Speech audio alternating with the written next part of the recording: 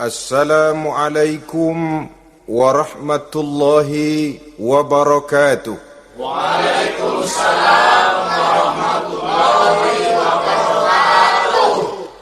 Alhamdulillahi wahdah, sadaqa wa'dah, wa nasara abdah, wa a'azza jundah. Wassalatu wassalamu ala man la nabiyya ba'dah. وعلى آله وصحبه ومواله لا حول ولا قوة إلا بالله أما بعد. Saudara-saudara kaum muslimin rahimakumullah, seperti kita maklum bahwa Allah Subhanahu wa taala menciptakan manusia dan jin untuk melaksanakan ibadah kepadanya.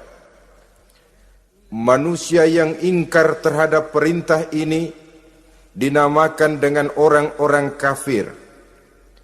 Sedangkan jin yang mengingkari perintah ini dinamakan dengan setan atau syaitan dalam bahasa Qur'annya. Kemudian dalam perkembangannya, jin-jin yang kafir yang dinamakan setan ini bersekongkol dan menjadi bala tentaranya iblis untuk menggelincirkan manusia dengan berbagai macam cara dan jalan dari hal-hal yang diridhoi oleh Allah Subhanahu wa taala. Adapun yang namanya iblis pada hakikatnya cuma satu saja, yaitu yang ingkar kepada perintah Allah untuk sujud kepada Nabi Adam alaihi salam. Iblis inilah kemudian yang menjadi sesepuh, raja, biang atau dedengkotnya para setan. Seluruhnya akan tunduk kepada komando iblis, akan taat dan setia kepada perintah iblis untuk mencari teman yang sebanyak-banyaknya guna menemani mereka di neraka nanti. Maka mereka pun melakukan satu proklamasi yang bisa kita baca dalam surah Al-A'raf ayat 16 dan 17, di mana iblis dengan tegas menyatakan, qala fabima aghwaytani la'aq'udanna lahum siratakal mustaqim. Wahai Allah, kata iblis, dari sebab engkau telah menghukum saya, dari sebab engkau telah mengusir saya dari sorga, maka saya berjanji akan menipu, akan menggelincirkan mereka, Adam dan keturunannya, dari jalanmu yang lurus. Apa jalan yang lurus? Tidak lain Islam ini. Dengan segala cara dan jalan, iblis dan bala tentaranya akan berusaha menggelincirkan manusia dari jalan yang lurus. Caranya bagaimana? Ayat ke-17 menjawab, "Tsumma la'atiyannahum min ba'di aydihim." Akan kami datangi mereka, akan kami goda mereka dari arah sebelah depan. Kalau cara itu tidak kena, wa min khalfihim, kami goda mereka dari sebelah belakang. Andai kata cara itu pun tidak mempan, wa an aimanihim, dari arah sebelah kanan. Kalaupun itu gagal, wa an syama'ilihim, kami akan datang dari arah sebelah kiri. Pendeknya dari 4 penjuru angin, iblis dan seluruh bala tentaranya yang bernama setan belum akan puas sebelum kita tergelincir dari jalan yang lurus yang diridhoi oleh Allah Subhanahu wa taala. Sebagian ahli tafsir menjelaskan bahwa jika iblis menggoda dari arah depan, yang dimaksud dari depan ini adalah dunia. Sehingga manusia menjadikan dunia sebagai tujuan akhir dari seluruh kegiatan hidupnya. Ia pergi pagi, pulang sore, peras keringat, banting tulang, tidak ada yang dikejar kecuali dunia, dan cuma untuk kepentingan dunia. Dunia yang membuat orang berpaling daripada akhirat. dunia yang membuat orang lupa kepada tujuan penciptaannya, maka dunia termasuk perangkap iblis. Apa isi dunia? Biasanya yang lazim itu 3 ta itu. Harta, tahta, wanita. Itu yang bikin orang jadi sibuk sampai lupa kepada tujuan penciptaannya. Untuk apa dia diciptakan oleh Allah? Ini wa'an min baini aidihim.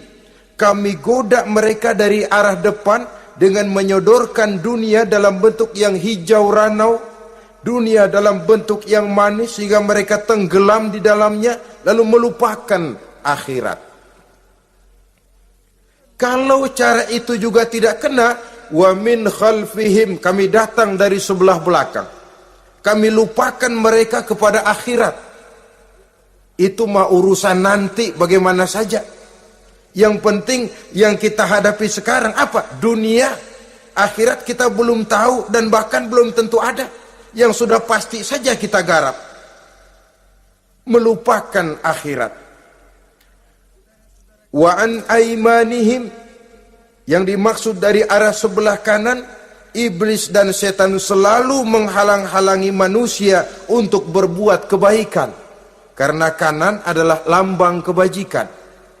Sedangkan an syama'ilihim, kiri adalah lambang kejahatan.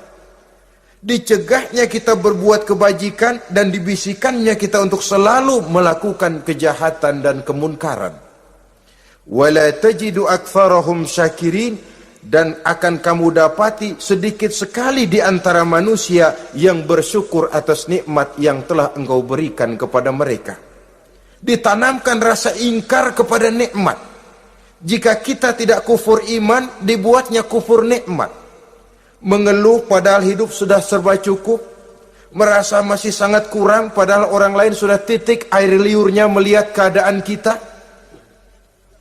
Sedikit sekali di antara mereka yang pandai bersyukur kepada nikmat yang telah engkau berikan itu, ya Allah. Jadi untuk ingkar nikmat, bisikan selalu datang dari iblis.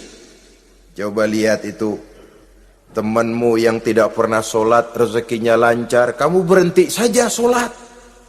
Yang tidak pernah ke masjid, pangkatnya naik terus, udah berhenti aja ke masjid.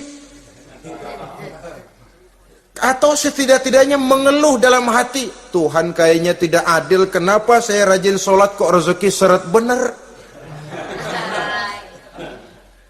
Padahal pada dasarnya kalau kita mau berpikir dalam bentuk yang paling mendasar, Allah selalu memberikan yang terbaik untuk kita. Jika begini keadaan kita, inilah yang terbaik buat kita menurut pertimbangan Allah. Jika kita menuntut lebih lagi, mungkin dengan keadaan yang lebih itu kita bisa tergelincir, dan Allah lebih tahu itu. Sebagai pencipta manusia, Allah lebih tahu tentang kemungkinan-kemungkinan yang bisa didapat dan dicapai oleh manusia.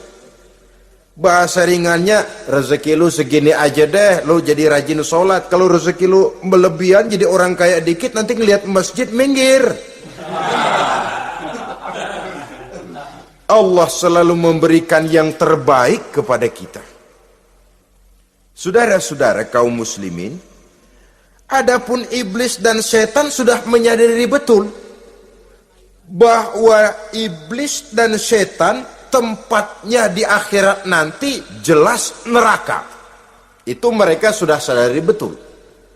Maka yang mereka kepengen sekarang, bagaimana mencari teman sebanyak-banyaknya untuk menemani mereka di neraka nanti.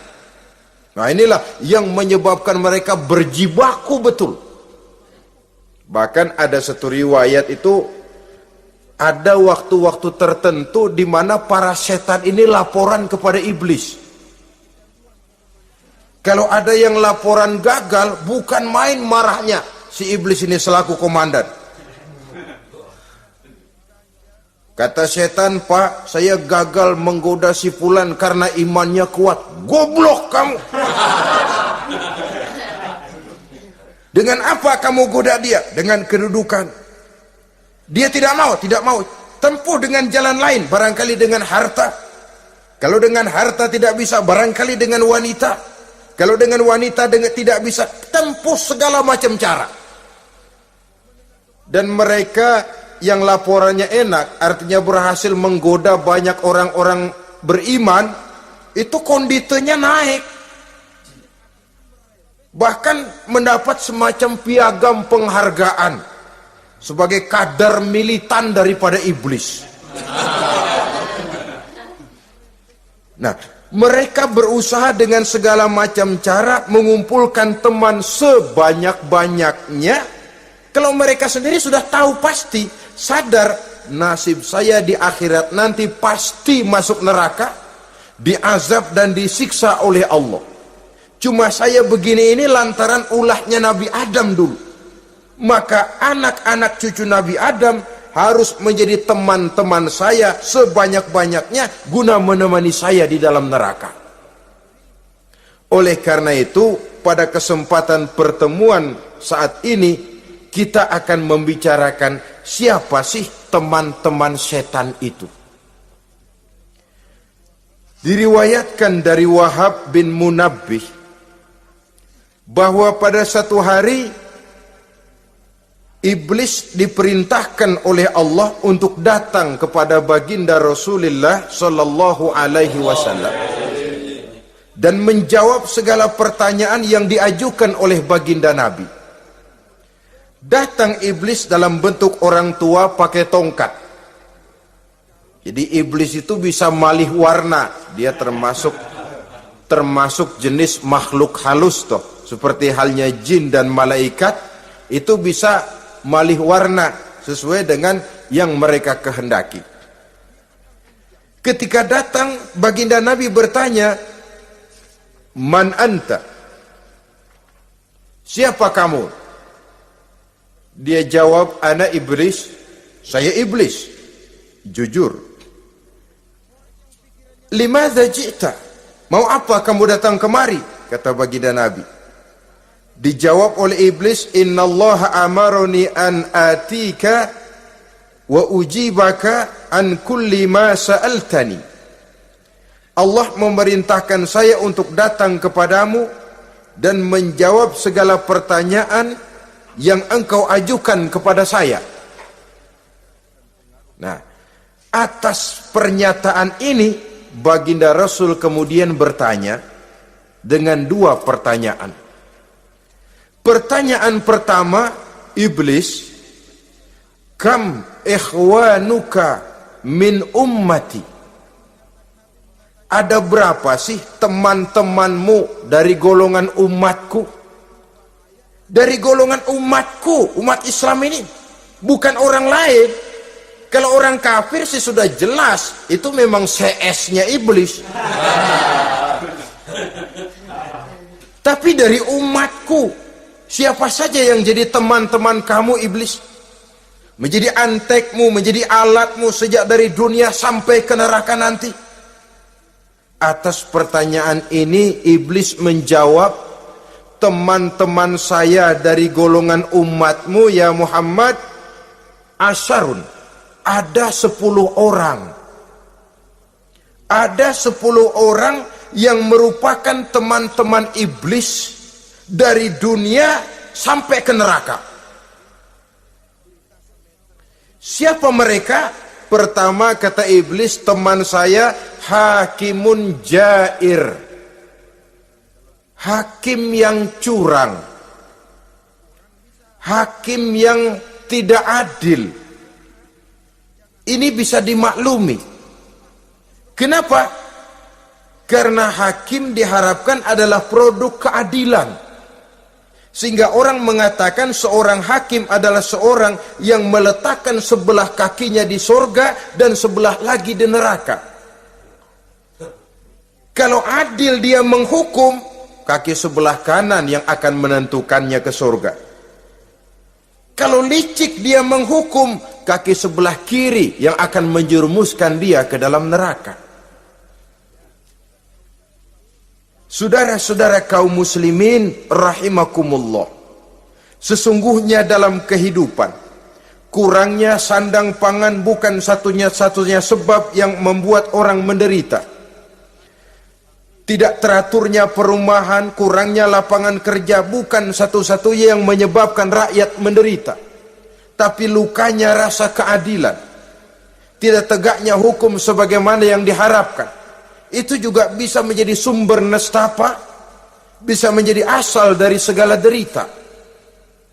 Oleh karena itu, hakim yang tidak adil, hakim yang curang, yang menghukum tidak berdasarkan hukum, tapi berdasarkan kepentingan, berdasarkan pesan sponsor, hukum bisa dibeli, ada istilah mafia peradilan.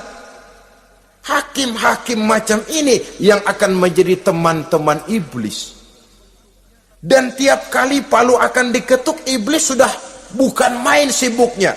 Kekuasaan di tanganmu, hijau katamu, hijau yang akan berlaku, merah kau ketok, merah yang akan jadi keputusan.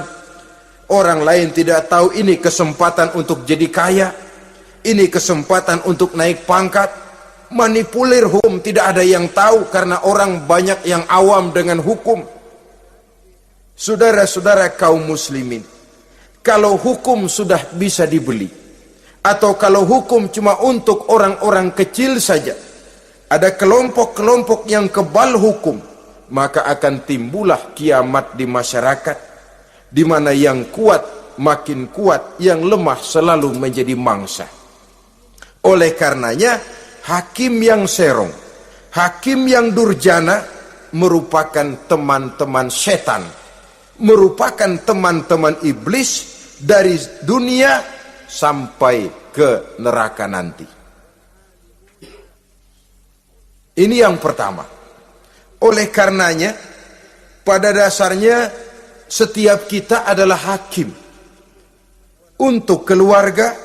Dalam pergaulan, hendaklah adil di dalam memutuskan segala sesuatu.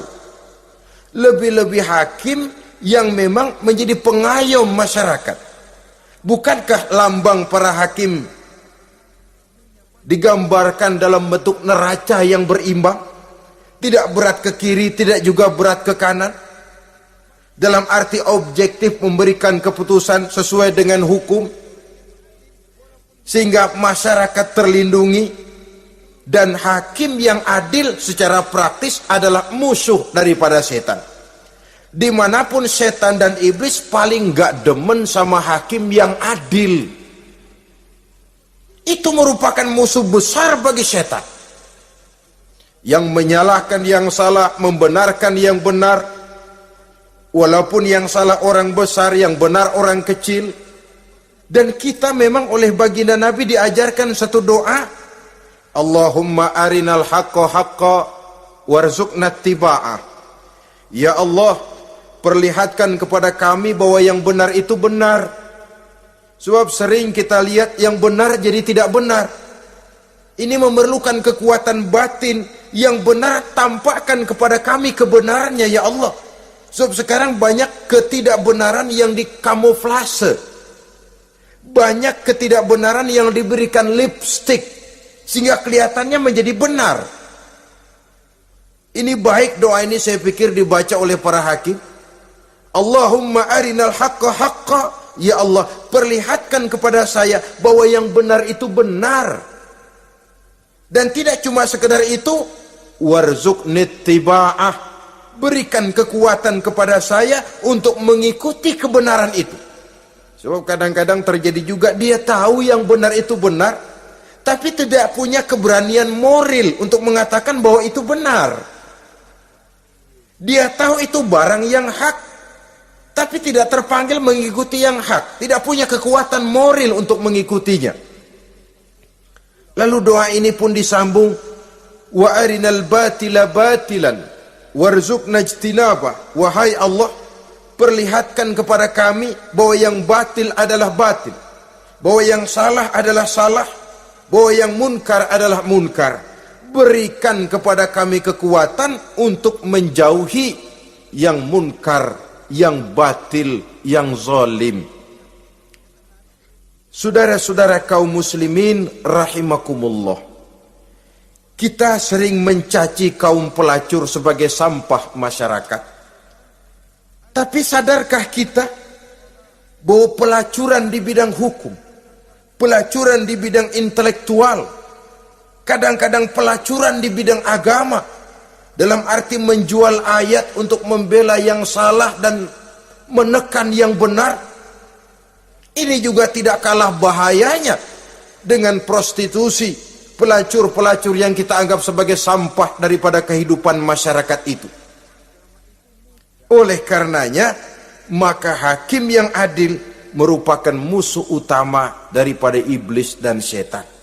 Mereka akan sibuk sekali kalau seorang hakim sudah berketetapan untuk melahirkan keputusan hukum yang seadil-adilnya.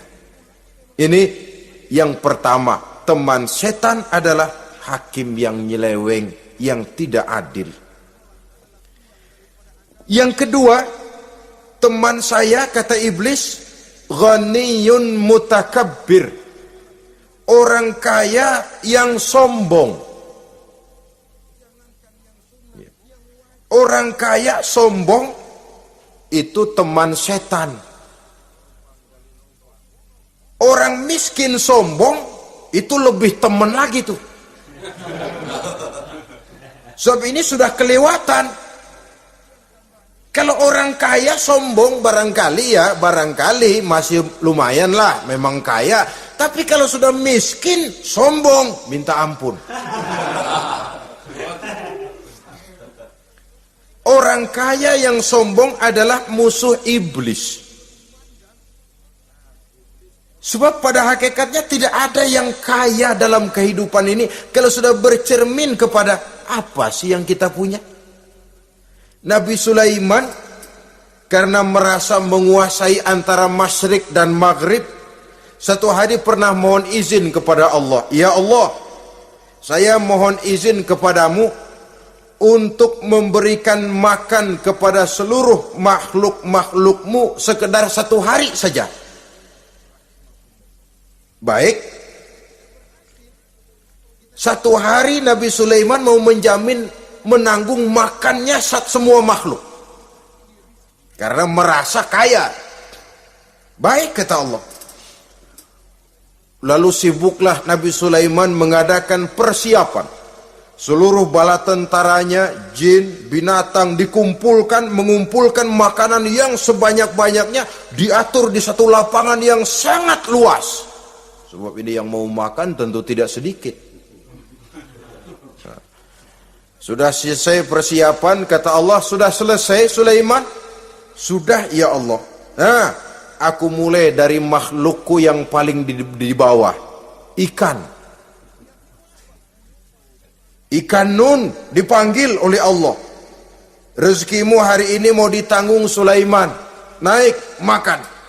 Naik ikan ini. Sekali makan seluruh persiapan habis. Goleng kepala Nabi Sulaiman, beliau sadar lalu sujud, maha kaya engkau ya Allah. Boro-boro nanggung makanan semua makhluk hidup sehari, ikan satu enggak keurusan. Ini baru sekali makan, bagaimana nambahnya? Jadi apa sih yang kita anggap kaya ini? Maka orang kaya yang sombong pada hakikatnya kacang yang lupa akan kulitnya. Tidak ada yang kita bawa pada saat kita terlahir ke alam ini. Sebagaimana juga tidak ada yang kita bawa pada saat kita meninggalkan alam ini. Harta kita akan pindah nama. Sebab itu yang perlu kita jaga pada hakikatnya tidak lain nilai-nilai iman. Sebab ini yang akan kita bawa. Cuma ironinya, karena iman itu abstrak, bukan benda. Orang yang kehilangan iman tidak pernah ribut. Sebaliknya karena harta itu materi, benda konkret, orang yang kehilangan harta cepat merasa, cepat ribut. Motor hilang, ribut. Kenapa? Motor itu benda, kelihatan. Duit hilang, ribut. Televisi hilang, ribut. Kenapa? Benda. Tapi kalau iman yang hilang, wah kelihatannya tenang-tenang saja, Pak.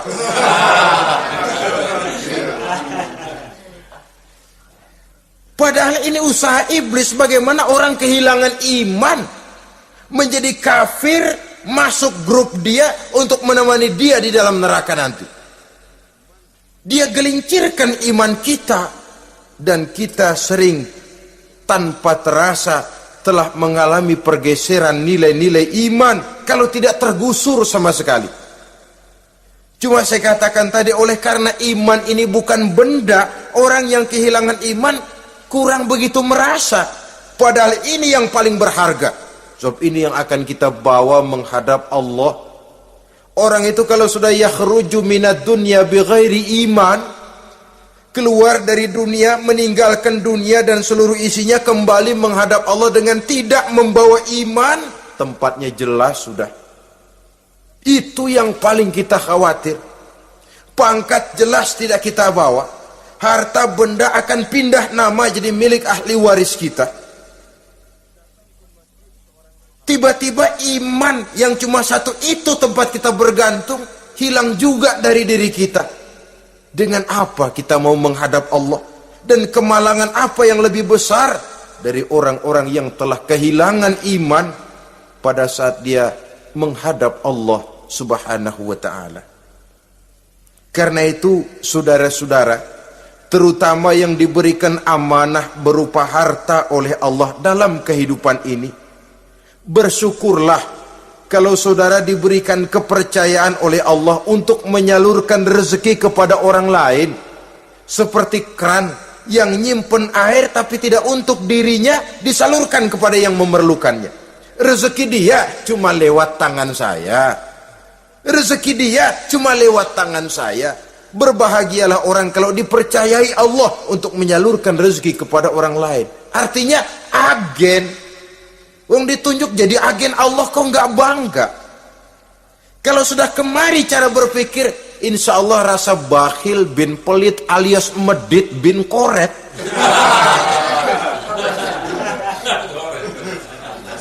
Itu insya Allah nggak ada. Kan kadang kita berpikir, yang nyari duit gue setengah mati, lu datang-datang mau minta aja pala lu. Kan itu toh kadang-kadang cara kita berpikir. Ya boleh jadi lalu terasa berat. Tapi kalau kembali kepada kesadaran, barangkali alhamdulillah rezeki dia cuma lewat tangan saya. Kalau saya nggak ngasih dia, barangkali nggak semudah ini saya dapat rezeki. Allah mudahkan rezeki saya karena saya sering membantu orang-orang yang memang memerlukannya. Andai kata saya nggak membantu mereka, belum tentu rezeki selancar ini. Tidak lalu enak aja, peras keringat gua banting tulang, pergi pagi pulang sore, lu datang-datang nada aja. Berbahagialah orang jikalau sekali lagi dia dijadikan agen oleh Allah untuk menyalurkan rezeki kepada mereka yang memang memerlukannya. Kalau tidak ke arah itu kita berpikir, yang timbul bakhil. Bakhil lalu bermegah-megah dengan hartanya, timbul kesombongan. Senang lihat orang susah, lalu dia sendiri dengan hartanya cuma to show only, pameran. Lewat di kampung, senang kalau orang melotot, lihat mobilnya yang serba mengkilap, sepatunya yang serba mahal. Senang kalau, wah, semua gaya hidupnya serba jet set, wah, wah, wah. Senang betul kalau melihat orang sudah serba bengong lihat keadaan dia. Timbul takaburnya, sombongnya, ngenyek kepada yang lain. Maka orang kaya yang sombong, teman iblis, teman setan. Setan senang betul. Sebaliknya secara praktis, orang kaya yang rendah hati adalah musuh iblis. Saudara-saudara kaum muslimin rahimakumullah, lain memang kalau kita diberikan ilmu di akhirat nanti, pertanyaan cuma satu, ilmumu kau amalkan untuk apa? Kalau kita diberikan umur panjang, pertanyaan akhirat satu saja, umurmu kau habiskan di mana? Tapi kalau sudah harta diberikan kepada kita, pertanyaan akhirat dua. Min aina iktasabahu wa fima anfaqahu. Hartamu kau dapat dari mana, kau belanjakan kemana? Depan belakang ditanya. Yang ketiga, teman iblis itu tajirun khain, pedagang yang berkhianat, baik kepada sesama teman pedagangnya karena ingin lebih maju dari yang lain. Terjadi persaingan yang tidak sehat di berbagai bidang bisnis, ataupun kepada para pembelinya dengan mengatakan barang yang baik adalah barang yang tidak baik menjadi baik. Sebab pada dasarnya apabila kaum pengusaha sudah berkhianat, akan timbul kegoncangan ekonomi. Dan kegoncangan ekonomi dampaknya adalah melahirkan kelas-kelas kemiskinan. Kemiskinan merupakan satu perangkap iblis. Biasanya orang kalau udah melarat udah dekat banget sama kafir. Kalau tidak dilatar belakangi oleh nilai iman yang kuat. Udah melarat udah dekat benar dah sama kafir. Apalagi iblis ini menggodanya pandai dia. Kepada orang miskin dia datang dengan bujukan materi. Kepada yang cukup hartanya dia datang dengan bisikan lain. Pendeknya iblis dan setan itu kalau ibarat tukang joget, dia ngerti betul irama kendang.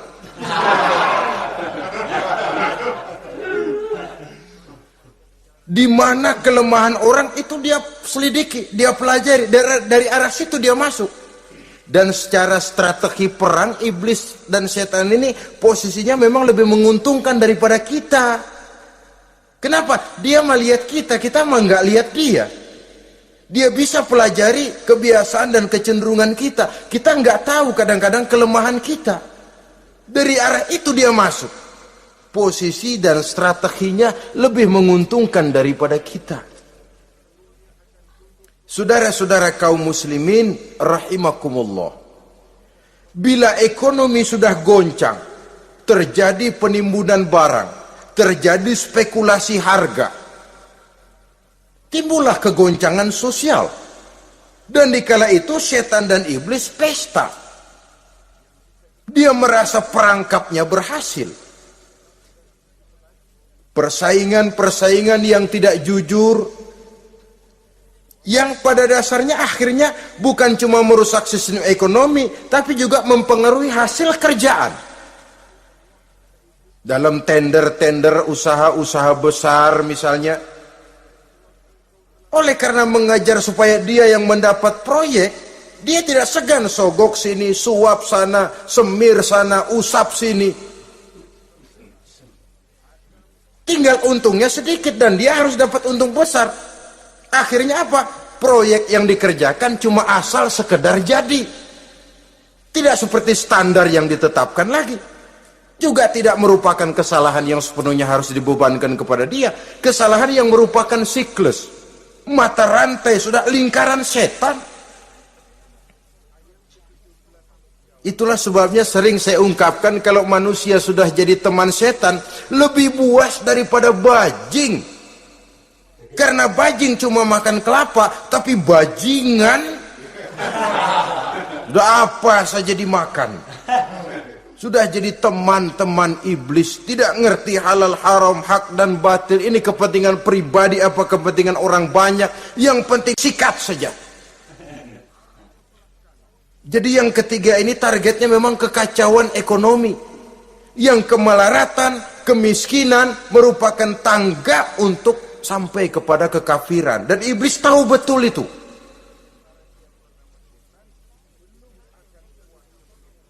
Lain misalnya contoh yang diberikan oleh Rasul. Rasul kan pernah dagang di kala remaja itu. Membawa dagangannya Siti Khadijah. Kain. Beliau dagang kain. Berapa kain ini?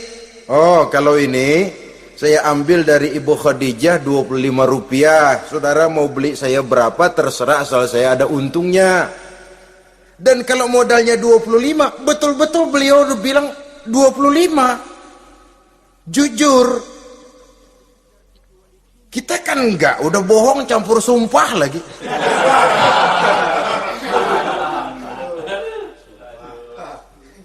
Ini yang ketiga. Yang keempat, teman-teman setan, teman-teman iblis, syaribul khamr. Orang yang minum arak, pemabuk, itu teman setan. Bahkan divonis tidak beriman orang yang pada saat meninggal dunia di dalam perutnya itu masih ada khamr. Tidak beriman divonis. Jadi dalam satu pesta di mana disediakan minuman-minuman keras, iblis itu sudah masang perangkap. Dan bila minuman itu dihampiri orang, dia mulai senang, wajahnya berseri-seri. Kalau minuman dituang ke gelas, dia tepuk tangan. Bila minuman mulai mengalir ke tenggorokan, dia jijimprakan iblis. Girang bukan main.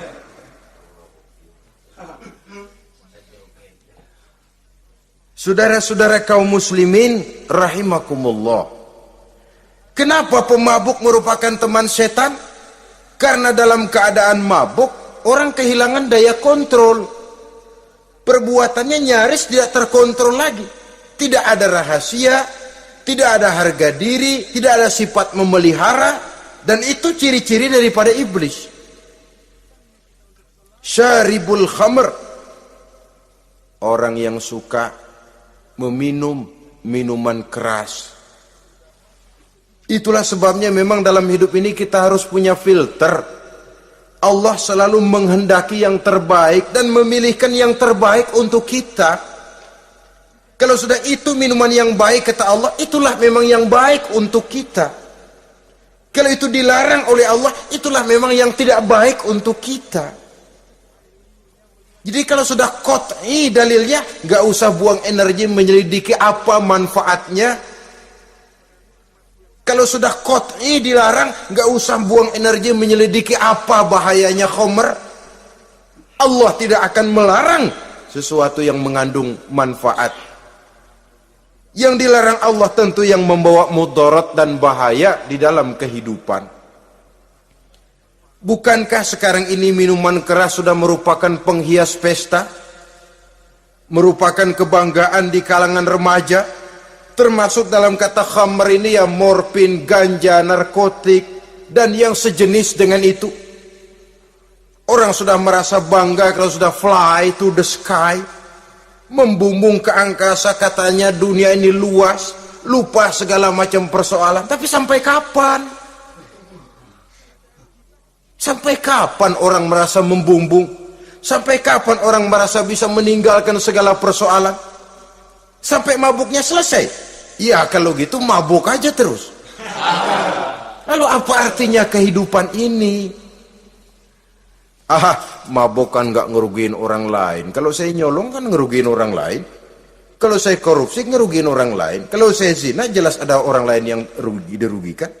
Tapi minum khamar, siapa yang rugi? Uang-uang saya. Saya beli dengan uang saya, yang minum pun saya. Siapa yang rugi? Saudara, ini pemikiran sepihak namanya. Pertama jelas merugikan diri sendiri. Kesehatan terganggu, pertumbuhan IQ, ya, daya pikir jadi jumud bin beku. Tidak ada idealisme ke arah depan. Yang ada ya, yang dipikirkan ya, yang di depan hidungnya saja. Dan konon itu pada mulanya memang orang kan sifatnya cuma ingin tahu. Nyobain ketagihan. Ya kalau orang tuanya masuk golongan have, mampu. Ya, kalau orang tuanya termasuk ekonomi lemah, sedangkan kecanduan hal yang tidak bisa ditangguhkan. Orang yang sudah kecanduan minuman keras, Sekali dia tidak minum, sudah bukan main rasanya. Orang yang sudah biasa minum ganja, morfin, narkotik, satu kali dia tidak bertemu itu, sudah nggak keruan rasa. Orang tuanya tidak mampu, kenapa lalu nggak ngelamun yang negatif? Ya kalau dia keluarga have, orang tuanya masih ngelarang, dia bisa jual hal lain di rumahnya yang ada harganya. Tip dek kah itu, video kah itu, mobil kah digade dulu. Kalau di kampung, anak-anak muda yang menengah ke bawah, kenapa enggak ayam orang disamber?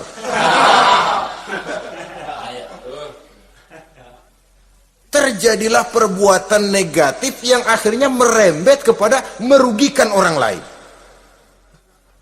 Hakikatnya zohirnya memang pada mulanya hanya merugikan diri sendiri, tapi lambat laun akan merembet juga kepada merugikan orang lain.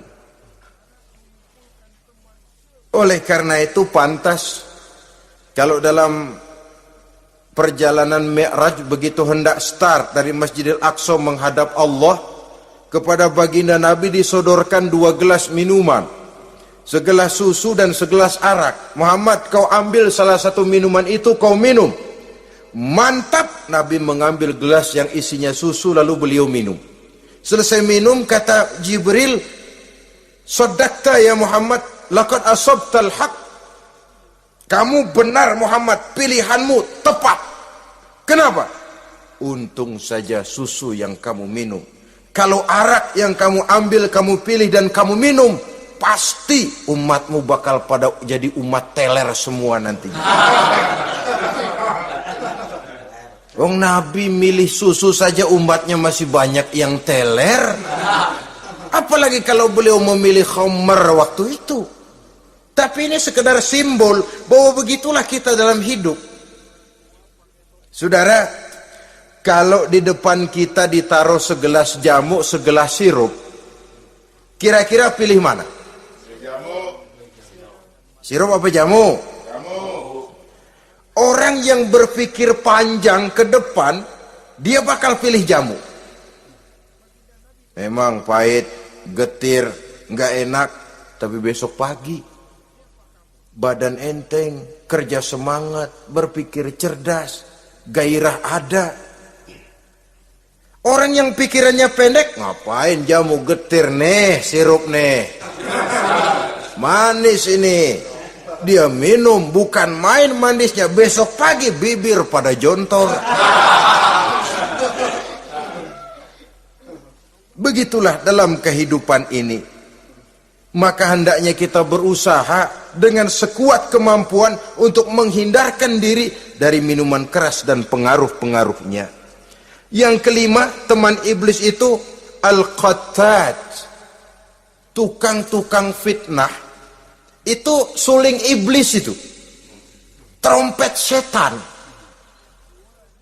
Sebab apa? Benar kalau Quran mengatakan, Nabi mengatakan al-fitnatu asyaddu minal qatli. Fitnah lebih bahaya dari pembunuhan. Sebab apa? Pembunuhan membunuh orang secara langsung. Fitnah membunuh orang pelan-pelan. Kalau mati mau mendingan cepat daripada pelan-pelan. Pelan-pelan mati, cepat mati enakan cepat, nggak ngerasain sakit. Fitnah membunuh orang pelan-pelan. Nama baik orang hancur, dicoreng-moreng di tengah masyarakat. Maka tukang-tukang fitnah, teman-teman setan dari dunia sampai ke neraka nanti. Karena fitnah lebih bahaya daripada pembunuhan. Mengada-ada yang tidak ada diada-adakan, fitnah. Melebih-lebih, berita semeter jadi 3 meter, yang 2 meter. Ya kalau positif, kalau negatif, fitnah. Memang orang bilang kalau kita nitip duit jangan harap lebih, kurang bisa. Tapi kalau nitip omongan jangan harap kurang, pas saja sudah untung itu. Biasanya lebih, namanya omongan. 1 meter jadi 2 meter, 2 meter jadi 3 meter. Itu sifat dari yang namanya omongan. Kita kirim uang, udah gak bakalan lebih dah. Ini nitip uang sama saya 50.000, tambahin 10.000, langka yang berpikir begitu. Kurang malah bisa, enak aja nitip, gua kan kemarin pakai ongkos, hitung transport misalnya. Tapi kalau sudah nitip omongan, pas saja sudah untung loh, biasanya malah lebih. Fitnah pernah melanda Nabi Zakaria, fitnah pernah melanda Habil dan Qabil, fitnah pernah melanda Nabi Ibrahim, fitnah bahkan pernah melanda kehidupan baginda Rasulullah sallallahu alaihi wasallam. Dalam peristiwa yang lazim kita kenal dengan hadisul ifki, bagaimana gosip pun sempat mengguncang rumah tangga kehidupan baginda Nabi. Sehingga pantas kalau beliau sendiri mengatakan al-fitnatu asyaddu minal qatli. Fitnah itu lebih bahaya daripada pembunuhan, karena fitnah membunuh orang secara pelan-pelan. Saudara-saudara kaum muslimin rahimakumullah, lidah tidak bertulang. Soghirul jirmi azimul jurmi, kecil bentuknya tapi besar akibatnya. Kalau kita luka karena silet 2-3 hari boleh sembuh, tapi luka karena lidah seumur hidup kita ingat. Asal lihat orangnya ingat, nih dia nih yang ngomong kagak enak bang adek, gua tandain dah.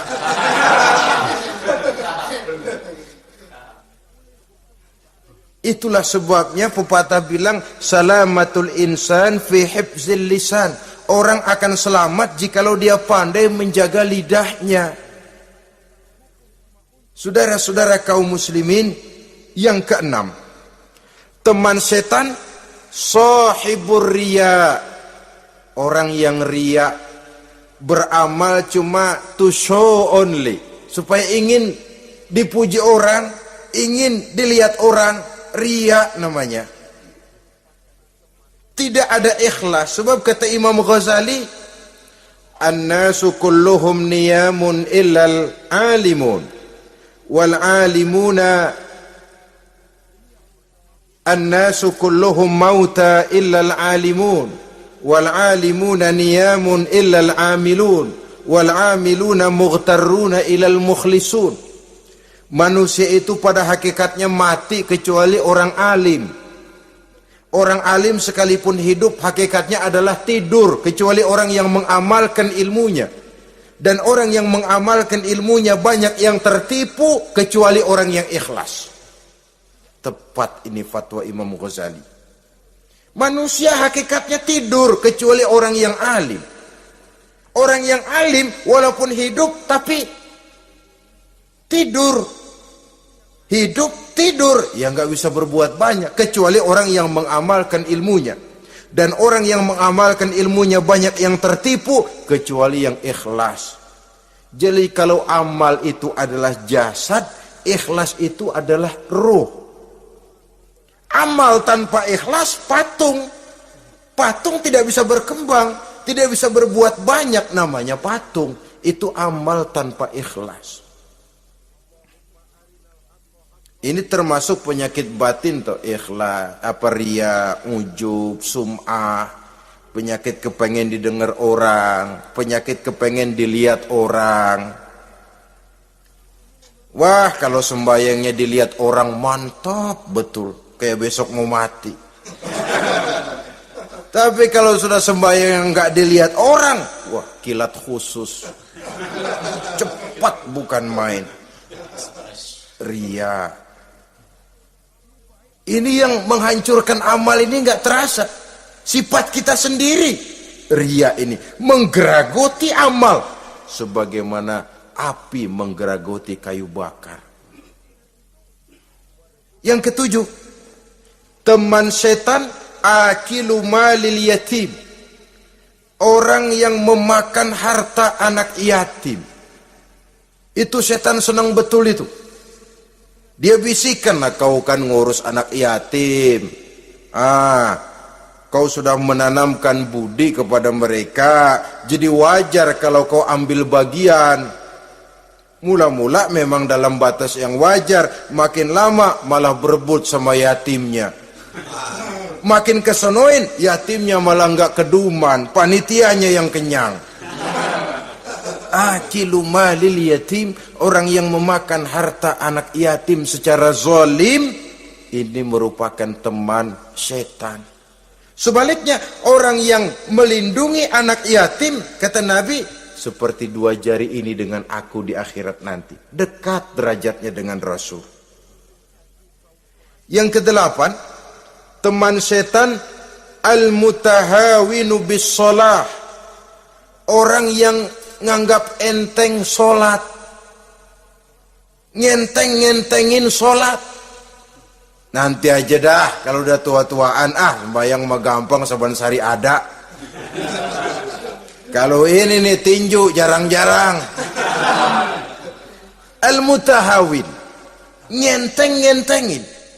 Pada dasarnya agama itu mudah, jangan dipersulit, tapi juga jangan dipermudah. Agama itu tidak berat, jangan diberat-beratin, tapi juga jangan dienteng-entengin. So yang enteng kalau kita entengin akhirnya menganggap remeh. Mulanya memang sedikit, makin lama makin banyak, makin lama makin banyak, makin bertumpuk. Apalagi kalau sadar kita sholat adalah tiang daripada agama. Bagaimana rumah akan tegak tanpa tiang yang kuat? Bagaimana agama akan tegak dalam diri seseorang kalau sholatnya dia enteng-entengi? Jangankan yang sunnah, yang wajib saja. Kadang-kadang tutup lubang, gali lubang. Padahal itu merupakan tiang pokok. Rumah itu untuk kuat harus ada tiang-tiang tambahan. Tiang tambahan ini ya nawafil, ya rawatib, sholat-sholat sunnah itu.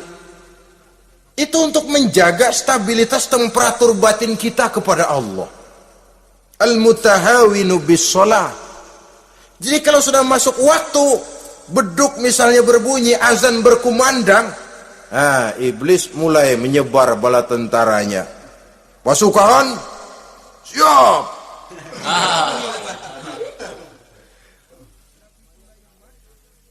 Kama yang dagang dia bisikin, sedang enaknya lo dagang, pembeli lagi banyak-banyak, sembahyang mah ada besok. Sama yang kerja, jangan ditinggal, ini kerjaan tanggung, sembahyang masih ada besok. Saudara-saudara kaum muslimin rahimakumullah, andai kata kita berhasil, kita tinggalkan kesibukan, lalu kita pergi sholat, apa iblis diam? Setan tenang? Tidak, masih dia bisiki kita. Iya, kalau mau sembahyang ya sembahyang, cuma buruan udah. Nah, yang mau belanja, yang menunggu, bukan main. Sampai ruku kita tidak sempurna, bacaan kita semrawut, sujud kita tidak lengkap, sholat juga, tapi disitulah masuk iblis. Atau kalau itu kita berhasil cegah, ruku tertib, ada tumakninah, sujud bagus, iblis masuk lagi. Wah, memang sembahyang kamu mantap. Orang lain gak ada yang sembahyang kayak kamu. Yang timbul apa? Ujub. Sombong kepada diri sendiri. Begitu rapi sembahyang, lo ya pada kagak sembahyang, apaan lo? Gua nih. Itu sudah perangkap iblis. Jadi lewat segala macam cara dan jalan, kepada yang ibadahnya bagus ditanamkan rasa ujub. Kepada yang mau berusaha bagus ditanamkan sifat was-was, buru-buru. Saudara-saudara kaum muslimin, ini yang ke-8. Yang ke-9, mani'uz zakah. Orang yang enggan membayar zakat itu teman setan. Gak ada urusan sama zakat. Sayang-sayang harta dizakatin. Saudara-saudara, padahal zakat itu kata Nabi, zakku amwalakum biz zakat. Bersihkan hartamu dengan zakat.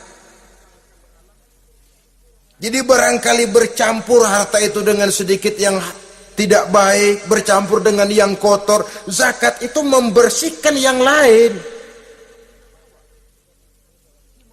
Kita misalnya dalam satu kelas punya murid 40 orang, 42 orang, ada 2 orang yang bandel, nggak ketulungan. Sudah segala macam cara kita perbaiki, nggak juga berhasil.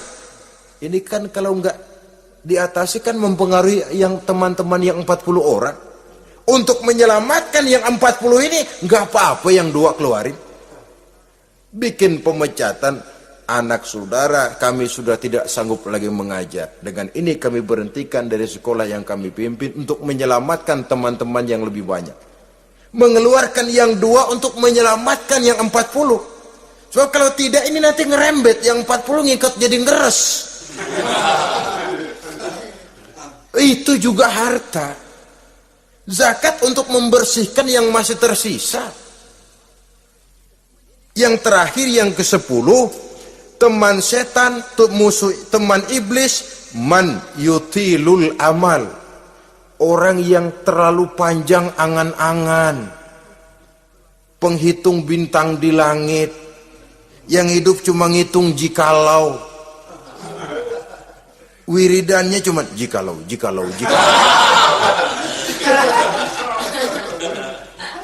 Tidak pernah mau berbuat, cuma angan-angan kelewat panjang. Yang ngelamun kan nggak ada sekolahan, ya siapa juga bisa ngelamun. Orang bukan tidak boleh bercita-cita, bahkan cita-cita yang mendorong kita untuk bergairah dalam kehidupan.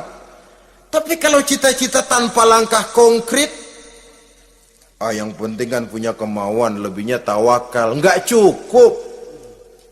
Pernah datang ke masjid seorang sahabat. Begitu sampai dia turun dari onta langsung menghadap baginda Nabi. Nabi tanya, ontamu udah diikat belum? Belum ya Rasul. Kenapa? Saya tawakal kepada Allah. Tuh orang diomelin sama Nabi. Ikat dulu, habis gitu baru tawakal. Betul toh. Ikat dulu tuh onta, lebihnya baru tawakal. Kalau udah diikat masih lari juga, itu tawakal. Lah belum diikat udah tawakal. Orang yang terlalu panjang angan-angan, yang akhirnya kalau tidak merusak cara berpikirnya, akan mendorong dia kepada perbuatan yang negatif untuk mewujudkan angan-angannya itu.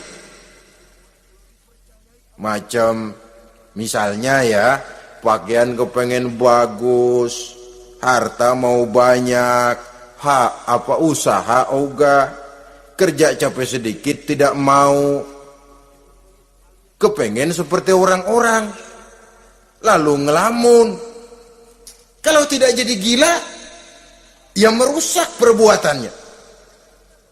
Kan berapa banyak orang yang kepengen kaya gagal lalu jadi sableng. Kertas koran ditumpukin, dikantongin, dia kira gepokan duit.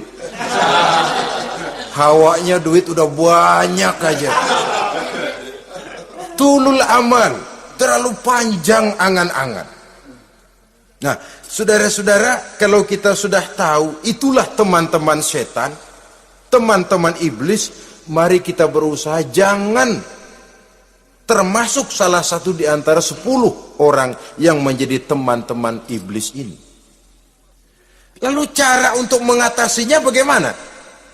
Imam Al-Ghazali rahimahullah memberikan tuntunan.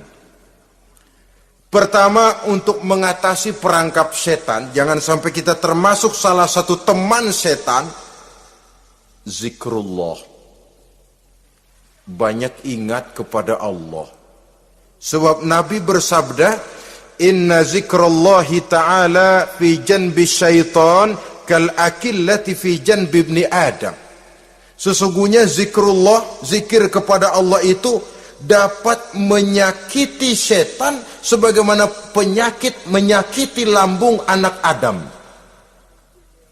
Jadi setan itu akan kurus kalau kita hantam pakai zikrullah. Setan tidak berdaya, lemah kalau kita hantam pakai zikrullah. Ingat Allah, selalu merasakan kehadiran Allah dekat dalam hidup. Itu senjata pertama. Dengan zikrullah, setan kurus. Kalau udah kurus, ya lemas, nggak berdaya ngadepin kita. Tapi kalau nafsu yang kita ikutin, kita umpanin tuh setan. Lah gemuk, begitu gemuk, makin berleluasa dia ngutak-ngatik kita. Yang kedua, jangan mendekati tempat maksiat. Sebab man hama haulal hima yusiku ayyaqafi. Orang yang main di pinggir kali ditakutin kecebur di kali. Jangan mendekati tempat yang cenderung membawa kita ke tempat maksiat. Saudara-saudara, yang ketiga, mengosongkan perut. Dalam arti rajin puasa, puasa sunnah. Kata Nabi, inna syaitan yajri min ibni adam majrad dam fadayyiku majariyahu bil ju'. Setan mengalir dalam diri manusia seperti mengalirnya darah. Maka persempit jalan setan dengan apa? Bil ju', dengan memperbanyak lapar. Bukan memperturutkan syahwat. Pantas kalau Nabi bilang, saya adalah sekelompok orang yang tidak makan kecuali kalau kami lapar. Dan kalau kami makan, tidaklah sampai kekenyangan. Bukan enggak kenyang, tapi enggak kekenyangan. Yang terakhir kata Imam Ghazali, hendaknya kita selalu ingat bahwa tujuan iblis dan setan adalah menjerumuskan manusia, menyengsarakan manusia, supaya kita menjadi teman mereka di neraka nanti. Kalau ingat itu, insya Allah kita bisa mengerem diri. Nah, inilah saja yang dapat kita sampaikan pada pertemuan kali ini. Mudah-mudahan ada manfaatnya. Terima kasih dan mohon maaf. Usikum wa nafsi bitaqwallah. Wassalamualaikum warahmatullahi wabarakatuh. Waalaikumsalam.